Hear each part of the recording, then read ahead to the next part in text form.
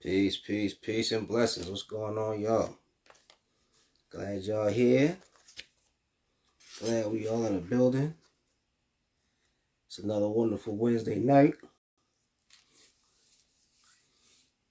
Get ready to have some fun. Just give me another couple of seconds to hop on Insight Timer.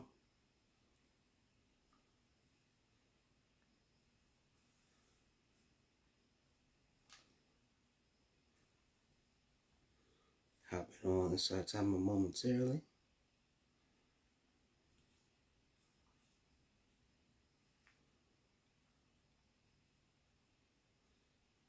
Peace and blessings to everybody who's there. While y'all here, I want to thank you for your support.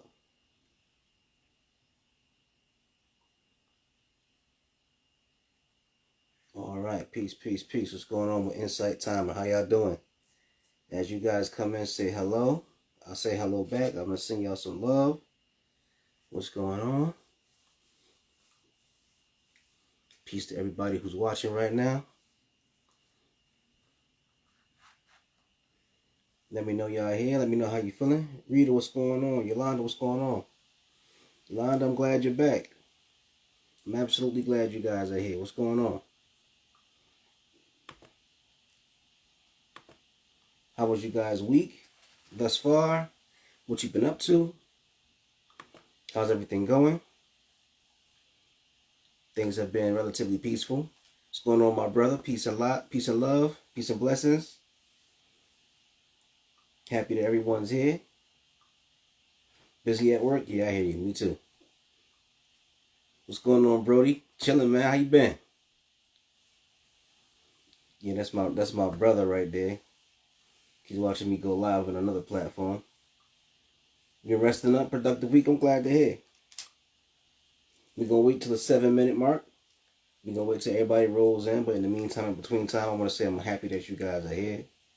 Hopefully, we can have a really productive conversation this evening. Just so you guys know, I'm going to prepare y'all for this in advance. I'm going to be really good looking this summer. Like blindingly handsome, because I'm really trying to start working out again. I went jogging once this week, and I feel like my whole life has changed. So just be ready when my cuteness levels go way up. Ain't that crazy when somebody work out once? You worked out today? Excellent, Lance. It's crazy. When I work out one time, I feel like I'm amazing. Like, oh my God, I see the change already. I worked out one time. I jogged and I lifted the weights for like 5 minutes.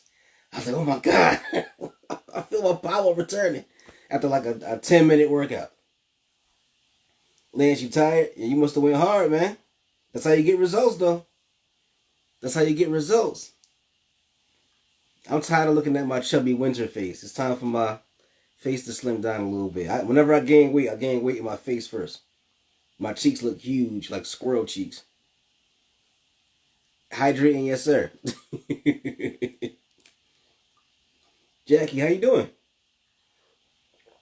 Glad to have you here with us. Everybody pile on in around the campfire. We gonna offer some love and some support to everybody. Jackie, we were just talking about how we're doing, and I mentioned that I'm starting to work out again. I feel like I lost a bunch of weight after one workout. I feel amazing again. Yeah, squirrel cheeks, exactly. Big old chipmunk cheeks. I'm tired of looking at my chubby face. Hot bod summer, yeah, exactly. Yes, I am. Oh, thank you, Jackie. I appreciate that.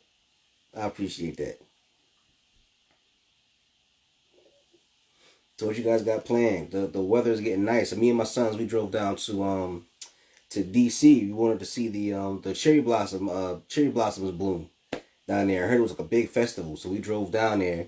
And in DC, for those Washington DC, for those of y'all who don't know, I think it was after World War II, we made peace with Japan, and Japan gave us we're not. You're not late. You're not late. We're actually just getting started. We're waiting for the 7-minute mark before I begin. But yeah, as I was saying, in DC they have these cherry blossoms that we got. I think after we made peace with Japan after World War II, and there's like this big thing. Favorite Diva, what's going on? There's like this big thing where everybody comes from all around to see the cherry blossoms. So I took my sons down there to see it just so we could, see something historical. And it was so packed. There was so many people down there. We couldn't even park. So we drove around for like a half an hour trying to find a parking space. All the garages were full. No parking anywhere. So finally we parked way far away from the whole Cherry Blossom Festival. And we just got some street souvenirs for them. And then we ended up driving home. But it was fun. All is well. All is well, Favorite Diva. How things going with you? Oh, okay. You took a whole bunch of pics, Jackie? Oh, I'm glad you're here. I'm real glad you're here. Yeah, when we were in D.C., I didn't even get a chance to take a picture of any of the cherry blossoms. Oh, you got them in New York too? Cool. Yeah, it's that time of year. I guess that's like one of those things. I like Alvin. Yeah, no, I'm tired of these chipmunk sheets, man. I'm tired of what was the chubby chipmunk name? It was Alvin Theodore. That's how I like. I like Theodore from the Chipmunks. Alvin and the Chipmunks.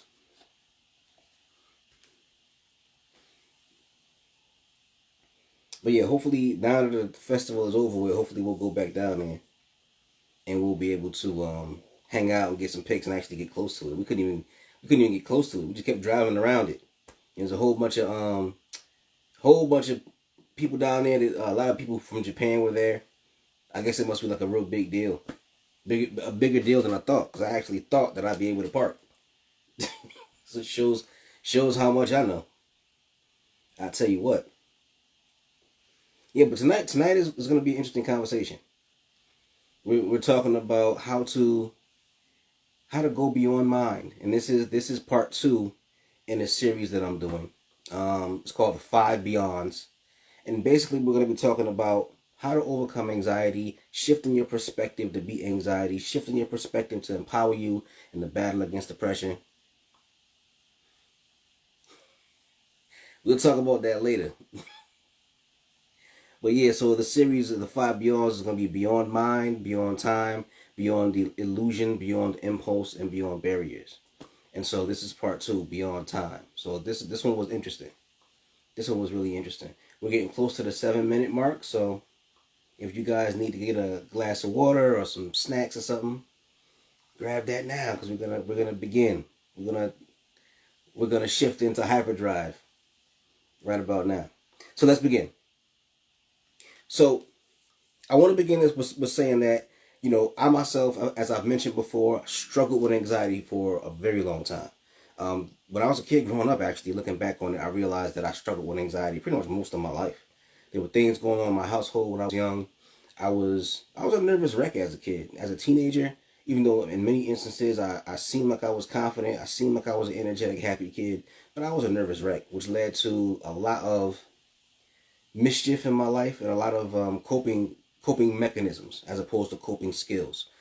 Coping skills, you figure out healthy ways to handle what's happening to you. What they call sublimation. Sublimation is when you have like a negative feeling, but you figure out a way to turn it into something positive to get positive results. Like if you have anxiety and you turn that anxiety into like working out or something like that to deal with it. That's sublimation. But me, I wasn't sublimating a damn thing. I was typically drinking. That was like my drug of choice to help me deal with anxiety. And looking back on it over the years, as I mentioned to you guys before, recently I've been looking back on it and realized how much anxiety I dealt with because I had to be drunk all the time. And it wasn't like I was an alcoholic. I wasn't dependent upon the alcohol. It was just dealing with the anxiety of going out and being around people and talking to people and dating. I dealt with a lot of anxiety around these things. So it was a real tough struggle for me. And so I decided to handle that struggle with anxiety just by drinking to make me feel comfortable, smoking weed and popping the occasional Percocet or Vicodin or whatever drug was popping at the time that I can get my hands on. I wasn't a big pill popper, but yeah. But I'm telling you guys this because I want you to understand the depth of my struggle with anxiety.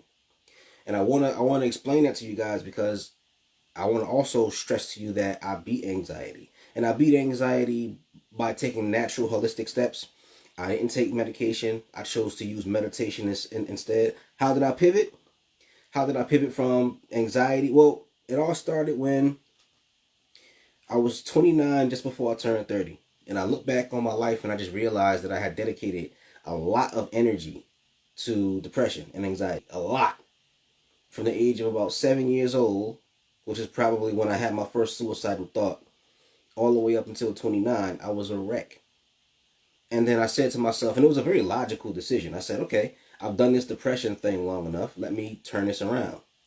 And I swear it was one of those moments of synchronicity where previously I was 29 when I made my decision to start changing things around. But when I was 24 or 25, I came across a really interesting book called The Religions of Man by Houston Smith. And in it, it talked about the major religions of the world: Buddhism, Hinduism, Islam, and Christianity. And the chapter on Hinduism talked a lot about meditation. So I started to kind of experiment a little bit with meditation, but it was very difficult for me at that time. But when I was 29 and I decided to change things, I hit 30. And when I hit 30, I started having very serious panic attacks. And that's what kind of forced me to say, you know what? I have to deal with this. And I said to myself, the problem exists in my mind, so I have to use my mind in order to beat this problem. And so I decided to train my brain with meditation. And it was a daily thing. Every single day I would wake up, and as I'm driving to work, I would meditate to force my mind to think about the present moment and nothing else. And there was also times where I would get home from work and then I'd sit down and I'd meditate when I got home from work. So every day I would meditate and force my mind to focus on the present moment, to let go of all my anxiety about the past and all my worries of the future. Mind over matter, exactly, favorite dealer. Exactly. So it was very, very, very important that I learn to master these techniques and learn about these techniques so I can get beyond that anxiety and just live, just function. It's a lot of men out there who have severe anxiety, but we're taught to hide everything behind being macho. And unfortunately, we live in a culture where drinking is a macho thing. You look at, I grew up in the 80s. I was born in 1979. I grew up in the 80s. Look at all the action heroes from the 1980s. All those action heroes were just heavy drinkers. Or even before that, you look. I used to watch old school black and white noir movies, like the Humphrey Bogart movies. Those guys used to drink. So because drinking was one of those things that was seen macho and it seemed tough, and you seemed like you were in control if you were intoxicated, that opened the door for me. It made it so that, I could drink. I got permission to drink. I would take shots. I would drink. I remember one time I was at a bar and I had a pitcher of beer to myself and just walking around with it like a Viking, just talking to people, just guzzling a pitcher of beer. And it seemed cool. Or at least I thought it seemed cool. People thought it was a little weird. Later on, people were saying to me they thought it was a little weird when they saw me walking around with a pitcher of beer to myself like a maniac. But it is what it is. But my point is that I was able to hide my anxiety, and I decided to confront it because I'm a stubborn person and I refuse to let anything hold me back from enjoying life. So I decided I was going to beat anxiety and beat depression. Yeah, my son has a little social anxiety, I think, too. That's why I teach him meditation, and I think it's working. Try meditation with him. My son at the earlier today, as a matter of fact, he was doing a guided meditation for his younger brother. He had his little tablet out. He was sitting in front of the tablet, and he was sitting there doing a little meditation. Like, it was cool. And then I said, "What are you doing?" He said, "I'm doing this for Destin." And Destin is my youngest son. He's like, "I'm doing this for Destin. I want Destin to see it." So I was like, "That's pretty cool." So I want him to start. I want him to start doing meditation classes with me too, so he could teach like the younger kids. If I do a class for kids, I want him to teach that one. That'd be awesome. Yeah, but Jackie, yes, stubbornness is not necessarily a bad thing. It's not necessarily a bad thing.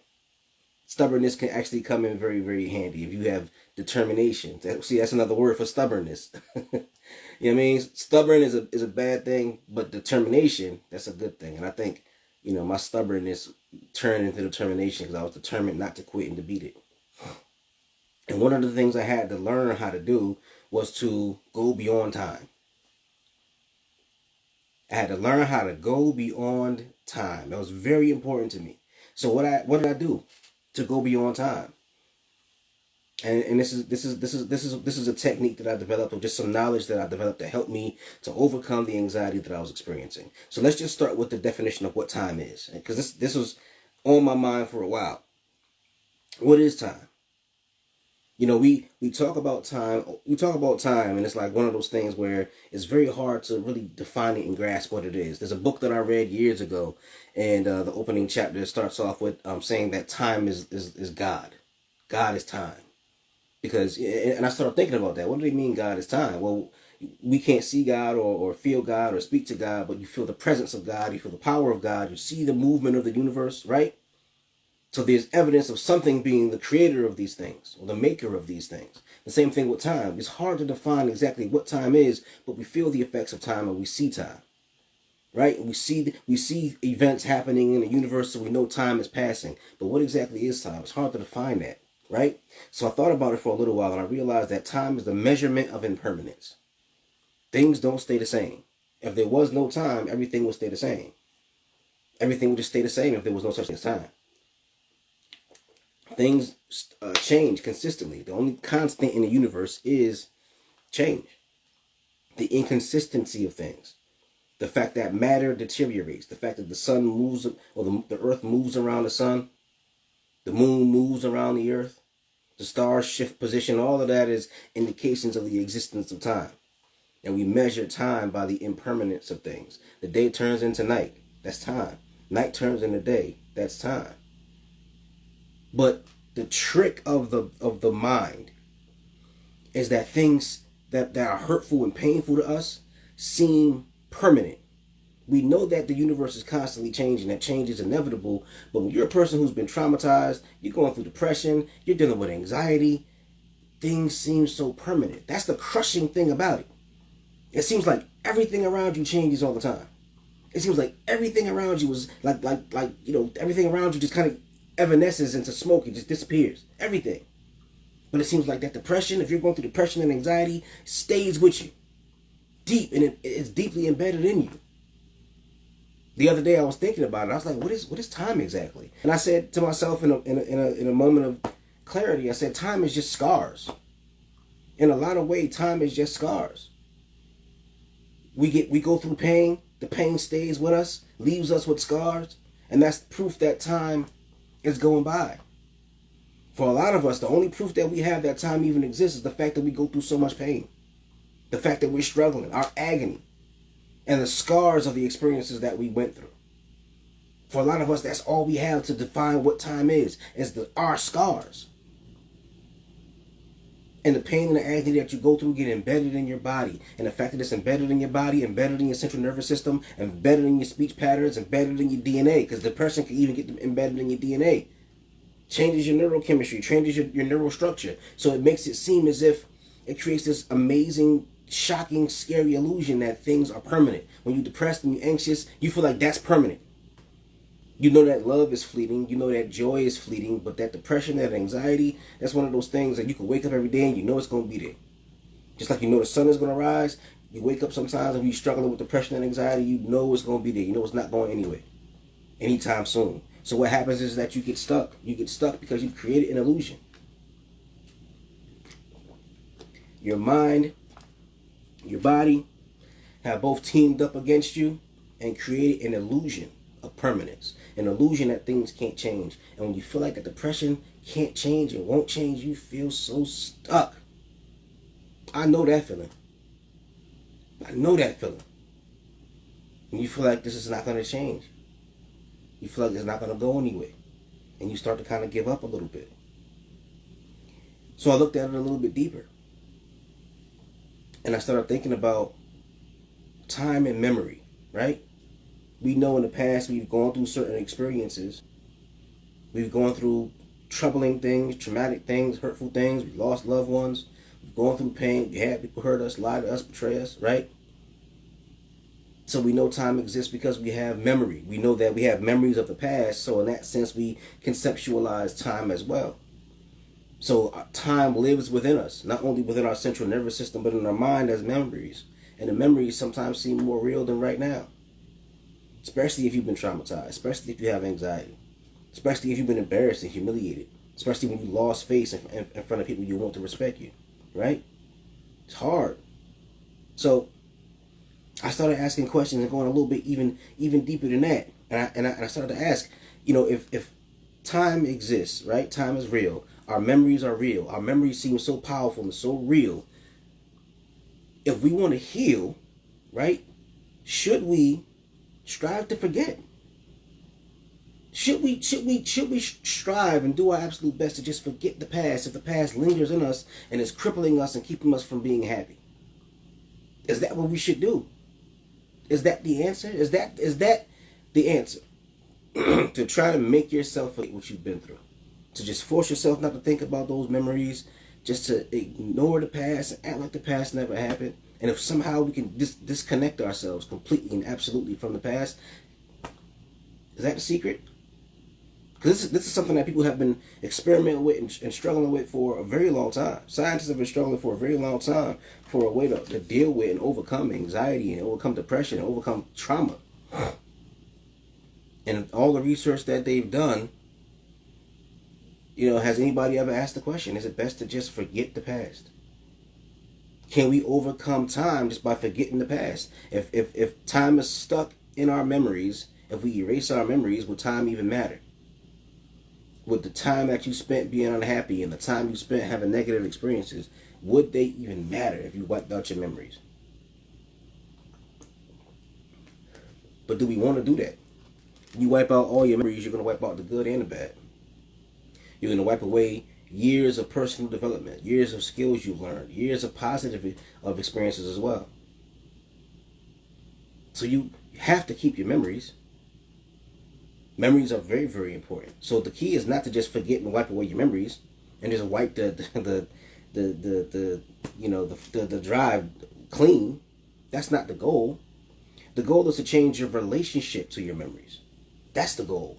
Because these memories are so powerful and so scary because they have the ability to shift our reality. They feel real. How do they feel real? Because they exist in our body. So when you get tense muscles, your heartbeat accelerates, you clench your muscles and you start to shake a little bit, you have cold sweats, your body is creating the illusion that the memory is real, that it's happening right now. But if you can change your relationship to memory, change your relationship to your traumatic memories, that's the answer. My father passed away when I was 21, as I mentioned to you guys before. And at one point in time, I think about my dad and break down crying. And, I was drunk all the time to deal with these things. To this very day, I think about my father. Sometimes I still drop a tear. But now I can drop a tear and still exist in the present moment and still be happy. There's one time I was playing with my sons and I was happy. And I thought, damn, wish my dad was here. And I dropped a little tear. But I wasn't overwhelmed with sadness. And you know what else? I was able to be in the present moment and be happy with my sons. In the past, I wouldn't have been able to do that. So here I am, still remembering my father, still remembering the things that I went through, still remembering the things that I seen. But all I did was change my relationship to the memory. I changed my relationship to the memory so that now when I think about my dad, it's not a crushing, traumatic thought. I can appreciate what I experienced with him and still be in the present moment and still be happy. Still be happy. By changing my relationship to the memory, now the memory don't have power over me anymore. It's just a memory. Now, let's go a little bit deeper. Scientists have developed two concepts of time. Well, they have more than one concept of time, more than two. But we'll focus on two. There's one called presentism and one called eternalism. Right? What is presentism? Presentism is the belief that with time, there's just the present moment. All we have, all that exists in the whole universe is just right now.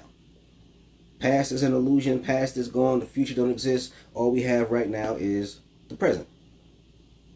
There's another belief that philosophers and scientists came up with called eternalism. Eternalism is the idea that all time, past, present, future, they all exist simultaneously. If you ever read Slaughterhouse-Five by Kurt Vonnegut, the character in that book was a guy who could travel through time because time existed all at the same time. The past, present, future all exist at the same time, so he could be in the present right now and then go right to the past and go right to the future. All of it was exactly the same to him. So going from the past to the present to the future, they all existed simultaneously. So you could just step into the present if you step into the past if you want, step into the future if you want. There was really no past, present, or future. It was all just one time existing simultaneously, right? So there's the debate in science. Which one is real? Which one is accurate? Which one is an accurate portrayal of reality? Is it eternalism, which says that all time exists simultaneously, or presentism, which is that, all we have is right now? And they're both kind of accurate. They're both accurate because right now all we have is the present, right? But by immersing ourselves in the present, we can go beyond time. And by going beyond time, you can see the past and the future from a distance. You can see all of it from a distance and not be caught up in the time stream. Your mind is free of the past and free of thoughts of the future by immersing yourself in the here and now. So you can see all time, past, present, and future simultaneously by distancing yourself in it. How do you distance yourself from the past and from the future? By immersing yourself in the present moment. If you could just simply be, as we mentioned before, in that live stream that I gave about the name of God, I am. Once you learn how to simply be, I am. That's it. Learn how to be, and once you learn how to be and immerse yourself in the present moment, you go beyond time. Thoughts of the past can't bother you. You change your relationship to these memories, right? But most importantly, you change the power the memories have over your body. You have to retrain your body so that it has a different response to the memory. And therefore change your relationship to the past. And that takes a lot of work. I remember I had to practice mindfulness for a year.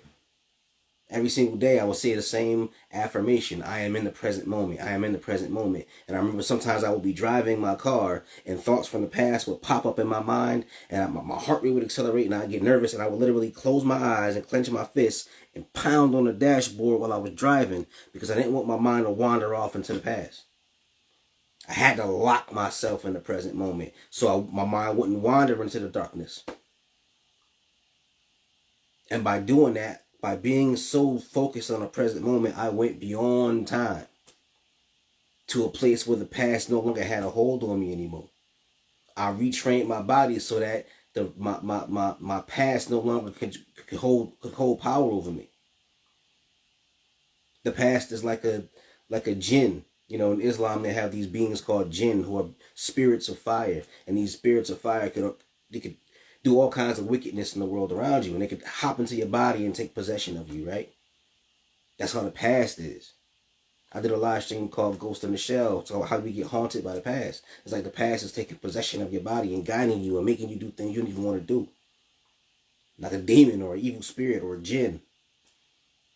But you can exercise that spirit, exercise that jinn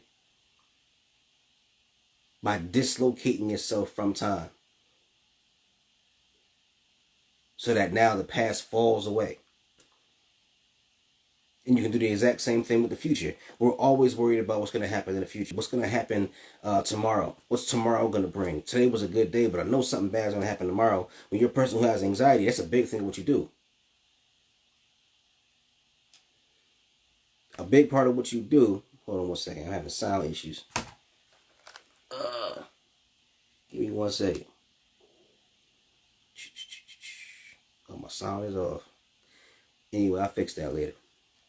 But anyhow, one thing that you have to do, you have to learn how to immerse yourself in the present moment to escape the future too. You have to be able to escape the future too, because the future is a jinn too. And our thoughts of the future, our fear of the future can lock us in this moment where we're paralyzed. They call it paralysis through analysis. Paralysis through analysis. When you think so much and you're so afraid that you're unable to even move. You're unable to get anything done. You're unable to progress and move forward because you're thinking so much that you're frozen. You're stuck. You're locked. Imagine being locked in place because you're worried about this wicked jinn of the future. You gotta overcome that. How do you overcome that? Immerse yourself in the present moment. And by immersing yourself in the present moment, you get to travel beyond time. You go beyond time. And what happens when you go beyond time? When you go beyond time, you allow yourself to distance yourself from this time concept. And you're able to rise above that, go beyond that.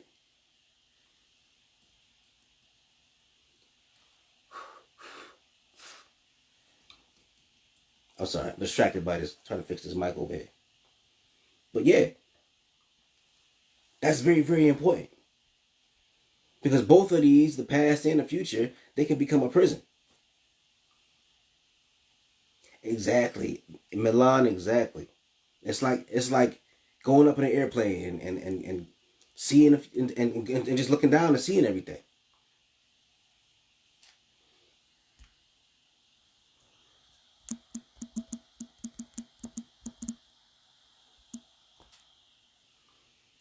But as I was saying, it's very, very, very, very important. Stoked to see me with Milan. I'm glad you're here too. Mama B, what's going on? Mama B, we're happy you're here too. But the thing about it is that we have to figure out ways to go beyond time. We go beyond time by healing ourselves and changing our relationship to the past and the future. You become eternal when you master the present. And that's the goal. The goal is to master the present. This past is going to grab a hold of you and snatch your central nervous system and gain control of you and take possession like an evil spirit. And the future is going to do the exact same thing. But if you learn how to lock yourself here, you learn how to master both. You master the past and the future by going beyond time, immersing yourself in the present moment. Like the present moment is a doorway to eternity. How? Good question. You do that through metacognition. What's metacognition? Metacognition is awareness of your awareness. It's thinking about your thoughts, being aware of what you're thinking, being aware of what's going on within your mind, but also metacognition is also something else. And I realize this too. People always leave this part out. Metacognition is being aware of the fact that you can. Metacognition is being aware of the fact that you can actually alter your brain by controlling your thoughts. Your brain is a thought generating machine. Your brain generates thoughts all day, every day. Doesn't stop, right? What if you take control of that? Instead of letting your brain generate thoughts and take control of your mood and take control of your body with its random thought processing or random thought creation process, what you can do is take control of it. Literally take control of your thinking. That's the whole point of meditation and mindfulness. The whole point of it is to train your mind so you can take control of your thinking. All day long, especially if you're a person who goes through anxiety and depression, all day long, your mind is going to be taking control. Your mind is going to be sending out thoughts. Your brain is sending out thoughts all day, every day. But you can actually change your brain by changing your mind's habits. For instance, during meditation, what happens during meditation? What happens during meditation is a series of things. One of the things that happens during meditation is the fact that you have a part of your brain called the parietal lobe. The parietal lobe in your brain actually has the ability to make you feel disconnected from the present place in the universe. So where you're sitting right now, you can feel infinite. All boundaries go away. Your parietal lobe is in charge of making you aware of where you are in three-dimensional space. I'm tapping this table and I feel it here because of my parietal lobe. I can stand up and walk across the room because of my parietal lobe. When you sit down and you meditate, the parietal lobe becomes deactivated and you feel like you're not in space. You feel like you're beyond space. That's why quite often when you meditate, you feel infinite.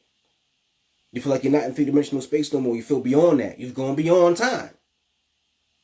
You actually took control of your thinking, right? And started the process of changing your brain function. Now, there are individuals who may have a chemical imbalance that leads to depression or anxiety. When you meditate, you're actually creating chemicals. You create dopamine when you meditate. You sit and you meditate, you create high levels of dopamine. That's why when you meditate and you visualize and use visualization meditation, it's so powerful. Because the dopamine intensifies the visualization. You just changed your own neurochemistry. You create endorphins when you meditate. You increase serotonin when you meditate. That's why sometimes when you meditate, you get real cuddly. You ever realize that? You meditate and just be hugging people. I've gone to meditation groups. I used to go to this place called Copper Beach in Connecticut. Great place. They used to have meditation groups. After people meditate, everybody walking around, shaking hands, hugging. Oxytocin. You want to hug. The cuddle chemical. You feel connected to people. You just took control of your mind's activity, right? You took control of your mind's activity, and guess what happened? You created neurochemicals, healthy neurochemicals, without no drugs. No drugs. You ain't drinking, you ain't smoking no weed, you ain't doing no salvia. You ain't doing no acid, you ain't doing nothing. Just sitting and meditating and taking control of the pharmacy of your own brain. That's why when I stopped drinking, I didn't really regret it, because the intensity of the high of meditation supersedes everything else. You don't miss nothing else. So you've taken a moment to go beyond time, and through metacognition, you became your own doctor. You became your own psychologist. You became your own psychotherapist, because you literally can change your neurostructure with the process of meditation. The shape of your brain, the habits of the brain get changed with meditation and mindfulness. You've gone beyond time. Now, from out here, way beyond time, you become like a god, and you can start literally reshaping your brain. It says God made man in his image. That higher self is literally recreating you while you're in a state of meditation. Self-created. There's a god in Kemetic mythology, Atum Re. And there's a hymn to Atum Re that calls him the self-created one. He made himself. You can do the exact same thing. All these ancient spiritual texts, people look at them, and growing up in the Western world and grow up in a Christian environment, you're taught not to look at this stuff and don't analyze any of this stuff. And you think of it as spooky and going against Christianity and all of that stuff. It's not. It's people they're speaking in psychological, spiritual, medical terms. This is medicine that they're giving you, but they're giving it to you in a way that seems religious. It's not religion, it's medicine. But they're just using a different terminology. Nowadays, we use terms like the ego and the id. Back then, they might use a term like Atum Re. In psychology, they talk about will, using your will. Back then, the will may have been called Heru. They use different terminology, but they're talking. That's why when you look at like ancient mythology, a lot of it still rings true to this day. Why? Because they gave us medicine. They were giving us medicine. They were giving us collective medicine. Medicine that will always work. It always works when you become self-created. Amen. What is Amen? You pray and you say Amen. Amen means the hidden one. What is the hidden one? The hidden one is the power you got within yourself. That force that you can't see to change your brain chemistry simply by focusing the mind and meditating. You go beyond time. You go beyond time and you become the hidden one. When you're sitting here and you meditate and when you're walking around in your regular day-to-day life, you see your hands, you see your feet. Right now, my workspace is a mess because my sons are here. So the first thing they do whenever they come here is come to daddy's office and trash the place. And then they go to bed. Every single time. Right? But then when you sit down, and so later on I'm going to clean up and I'm going to see my hands and see my feet and see my body working to clean up this little messy space. Right? But then when I sit down and meditate, there's some unseen force going on in here. The power to make my heart beat. The power to help my body digest food and create more of my body, to create more of myself. The power of the DNA within me to create the shape of my nose and this beautiful beard. That's the hidden one. Now imagine if you could tap into that. There's nothing you can't do. People talk about space and time like they're all powerful. You're all powerful if you can go beyond that. You can literally go beyond space. There's a place called the Monroe Institute. Talks about how they have literal technology where they can play songs and have certain ceremonies and rituals where you can astral project. So now you can go beyond space. And now by immersing yourself in the present moment and seeing the present as a doorway to eternity, you can go beyond time. You become the hidden one. Amen.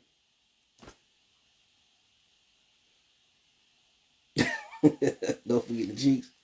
I know. But now you are the hidden one. You have that capacity to tap into the power within yourself, and you begin to change your brain. And I'm not trying to dictate to anybody what they should do. I'm not trying to say you shouldn't take medication. I'm not trying to say if you have mental health issues, you shouldn't take medication. But have a conversation with the person who's prescribing your medication and say to them, listen, is there an alternative? Because you may, there's that old saying, physician, heal thyself. What if you could do that simply by going beyond time? You already know the science of it. You know you could change your brain. You could change your neurochemicals. You could change your body. If you could change your body by working out, what else can you change? What else can you change? We already know that time is a measurement of impermanence. Nothing's going to stay the same. And just like with metacognition, you can take control of your own thoughts and use your thoughts to reshape your brain, right? Change is inevitable. What if you could seize hold of the power to change? Change is going to come. But what if instead of you letting it happen, you make it happen? You can go beyond time. Go beyond time. The present is just a doorway to forever. You can see it as presentism. The only thing we got is the present. Or you can see it as eternalism. The present is forever. The present and forever are the same once you go beyond time. And you can see your past, yes. And you can see your future too. How? By seeing it right now on the deepest imaginable level. You have the power. You have the power. You just haven't tried to really tap into that power yet. You're trying to hold on. Everything around you is making you nervous. Everything around you is depressing you. The world is spinning out of control. We're trying to hold on. We've been trained to try and hold on so we won't fly off into the cosmos. What if you don't try to hold on? What if you let go? And realize that once you let go, you go into a state of beyond, and you can institute and create change in the world around you and in the world within you. What are the limits of your power? I don't know. When my son was first born, I used to read really complex books to him. And my wife at the time, when I was married, she would say, he can't understand that. And I used to always say, I don't know. Maybe he can. I don't know. That's why every now and again, I'll give my son something a little bit harder than what they're used to. Because I don't know what their limits are. I don't believe they have any, personally. But let's experiment. And the same thing with you. Same thing with you. Ask yourself, what are my limits? How do you know what they are? How do you know what your limits are? How many of us have really pushed ourselves to the limit? You know what? I'm gonna go as hard as I possibly can. I'm gonna carry as much weight as I possibly can. I'm gonna push as hard as I possibly can. How many of us have done that? You don't know what your limits are because you haven't been pushed to them yet. You don't know if you can overcome anxiety. You ain't tried it yet. You don't know if you're stuck in space and time. If everything deteriorates in the universe, because time is just a measurement of impermanence, won't time deteriorate too? Right? If you study cosmology, in cosmology they talk about entropy, which is like the rate at which the universe deteriorates, which over time will increase. As the universe expands, we'll get further and further away from everything, and time will change, and the space will change, everything will change. Won't time change too? Won't time eventually deteriorate and disappear after a while too? We going way off into the we going way off into the cosmos now. But my point is, change your relationship to your memories by immersing yourself in the present moment with mindfulness. And I mean strict mindfulness. Strict daily mindfulness. The same way I used to pound the table or pound the dashboard while I was driving to work to keep my mind from wandering into the past, you got to understand, you got to fight that same fight. That's how you go beyond time. Disconnect yourself from the influence of the past and from fear of the future. And the present moment becomes a doorway to forever. You can't do it. Because if I could do it, you could do it. Trust me, I was way more underdeveloped and weird and anxious than most of you probably are. I had way more. I was way crazier than all of y'all put together. You could take all of your crazy and then it'll probably fit into a thimble compared to the ocean of insanity I had to swim through.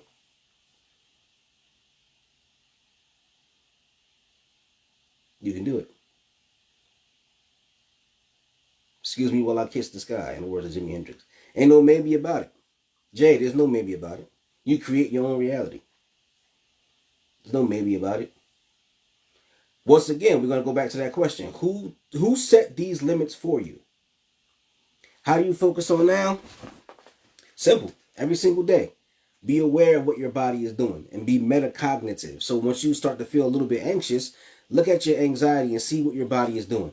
You start to feel the muscles in your stomach start to clench up, loosen those muscles. Shoulders get tense, loosen your shoulders. Take deep breaths and count the breaths. And look around you and just notice the things around you. I've done meditations, mindfulness meditations, where I'll go for walks and just look at what's going on around me and just notice every single detail. Or sit, light a candle and just sit and stare at the movement of the flame. Look at the colors of the fire. You'll notice that fire is fascinating. You'll start to see all kinds of things in the flames you never even knew were there. Study yourself in the same way. Be mindful, meaning be aware, but not just be aware, but be aware on a level where you know everything about it. You could be mindful with a leaf. I used to have like a little brook in the backyard of where I used to live in East Hartford. And I would go back there and sit under the tree and meditate. And I would just listen to all the sounds. Sounds of the animals and the sounds of the water. We had like a little brook back there. The brook would go by. You hear the sound of the water. See the animals. Exactly. Be a child again. Wonder what everything is. It's the perfect way to put it.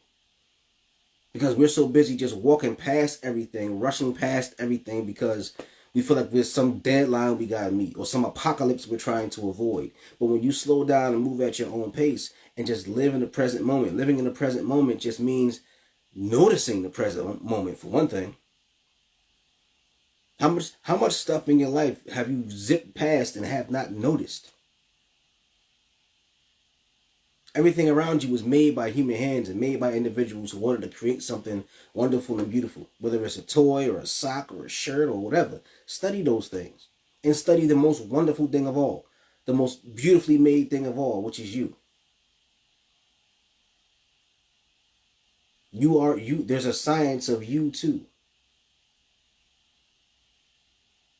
And remember, Jay, like we were saying, you don't know what your boundaries are. You don't know what you can or can't do yet. Because you haven't pushed yourself to that limit yet.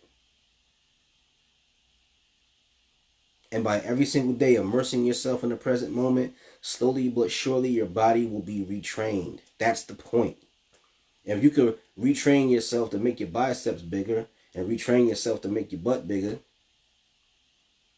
you can retrain your brain so you won't keep wandering off into the past.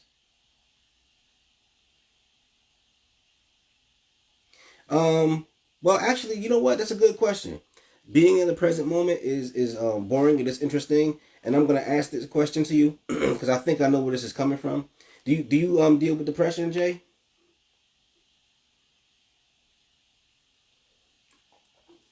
And if you don't want to answer, that's fine. You can say I choose not to answer. That's cool. Yeah, and anxiety. Okay, yeah. So that's I can tell because depression is one of those things that takes away your motivation. Depression takes away your motivation, so it seems like everything is just kind of boring. Everything seems like a waste of time, kind of. But I did learn to enjoy it and love it. It's one of those things you have to retrain yourself. The past seems so stimulating because as soon as you think about something bad in the past, there's an immediate and intense reaction.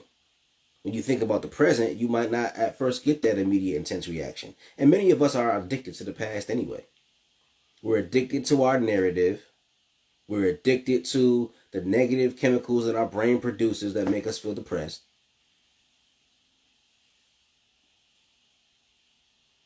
Yeah, exactly. Milan's right as well. The more you do it, the more you'll like it. The more you do it, the more you'll like it. But it's one of those things too, and I'm gonna keep you honest with you. When you're struggling with anything, get rid of those two words. Like and dislike, throw those words out your vocabulary. It don't matter. It don't matter if you like it or not. If you know it's beneficial, do it. Recently, I became a vegetarian. I was dealing with some health issues. Instead of me taking medication, once again, I'd say, you know what, it's time for me to just get in shape again. I don't like eating vegetables. Today, I was so mad. I had made some chicken for my sons and some spaghetti with some ground turkey and a sauce. I'm smelling the food while I'm cooking it. I'm looking at this banging chicken. I'm mad. I'm mad as hell. But I said, you know what? I don't like eating, green beans while everybody else is enjoying pasta. But I know what's best for me. And then after a while, when you do what's best for you, it gets used to you. You get used to it, and then you start to enjoy it. But it all starts with just, like it says in the Bible, just taste and see that it is good. Like, should, and could. Nick, yeah, you're right. You're right. Cut all of them out. Like, should, could. Get rid of all of that. No matter what you like. You like being depressed? I think that's the ultimate question. Do you like being depressed? Because you might. I used to like being depressed. When I was depressed, I realized one day I like being depressed. Okay, good. I'm glad. I'm glad you don't like being depressed. So if you don't like being depressed, then you got to fight hard to overcome it. And don't quit until you get results. You can't lose if you keep fighting until you get results. That's one thing I had to learn. And remember, like I said, you went through depression, I went through depression. Depression, intense suicidal ideation, low self-esteem, intimacy issues, fear of the past, fear of the present, homicidal ideations. I was way gone. Never hurt nobody. Never did anything to really hurt myself, but I was way gone. And I made it to the light.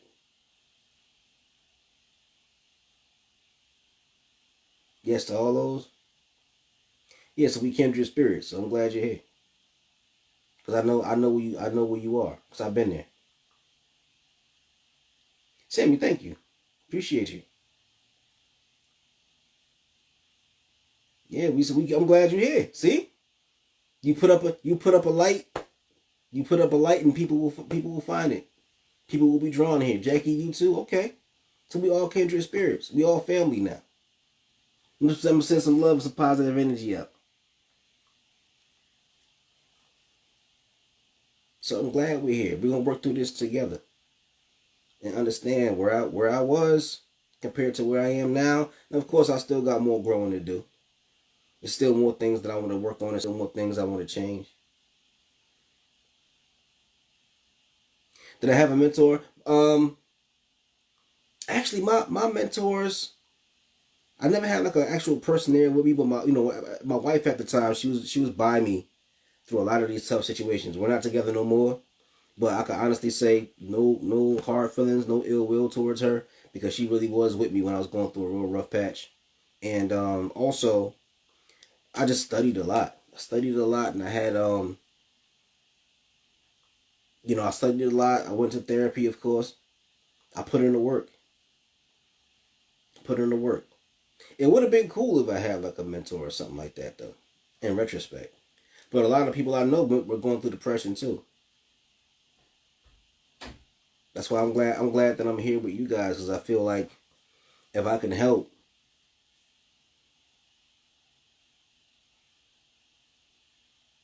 that's right. There's a light that shines special for you and me. What song is that? There is a light that shines special for you. I know there's a song called The Light. Common used that sample. Yeah. He used that sample, but I can't remember. Yep. Common, The Light, yep. But I can't remember where that sample came from. Yeah, I know I got an old soul. I want to hear where the sample came from.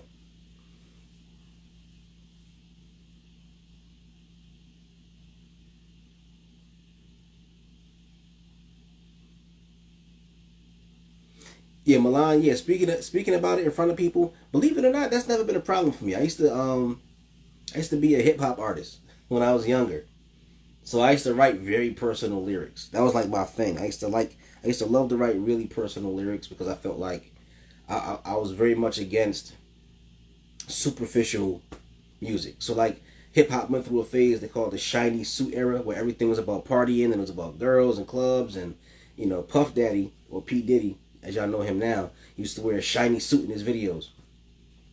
And there was a lot of guys out there like myself who I respected P Diddy and I loved that music, but I used to like my stuff to be a little bit realer, a little grittier. So that's why I gravitated toward artists like Common and guys like that, Nas, artists like that. So me sitting here talking about what I'm going through is not only healing for me, but it's not really something that intimidates me. It's something I think is beneficial for all of us. When I used to work with the kids at the drug rehab facility, I would connect with a lot of them by telling them what I was going through. And a lot of these kids were defiant, they were angry, they were aggressive, but a lot of even the toughest kids to work with, a lot of times had a connection with me because I would share a piece of my story, and they felt like they could trust me. If I'm being vulnerable, they could trust me. And then if they could trust me, then I could help. So I don't mind sharing my story with you guys. I want you guys, first of all, I want you guys to understand that if you're going through depression and anxiety, you can beat it.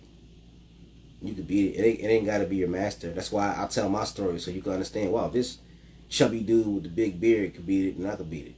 That's one thing. And another thing, too, is, understanding that you don't have to be afraid of it. I talk about it very casually because I'm not afraid of it. I'm not afraid of the past no more. But the night is getting long, and I gotta get up early to take the boys to school. I'm so glad y'all came. I really enjoyed this conversation. If there's anything of value that you guys found in it, I feel blessed to be the vehicle and the vessel for that. If you can make a donation, I greatly appreciate it. I'm working on a program now. I'm start putting together a series of programs for kids in schools around me. So I'm promoting it, and I'm going to be promoting my book as well. So any and all donations are going to be towards marketing and promoting these projects and putting these projects together. These projects require artists to work on flyers, and I'm writing a proposal as well, and it's going to be some time spent doing that. Then I'm going to be advertising on social media. So all of these things are all the funds that you guys may donate are going to go towards that. So I appreciate any donation you're able to make. And if you can't make a donation, that's fine too. The knowledge is 100% free. The love is free. But I appreciate all donations. But anyhow, let me just say, thank you very much for the donation, Yolanda. I appreciate it. Let me just say good night to all of you guys. Peace and blessings. Thank you for showing up. Thank you for the conversation. And I will see you guys next week for part 3. Part 3 is going to be Beyond Illusion. So come join us for that in the 5 Beyond series. Peace.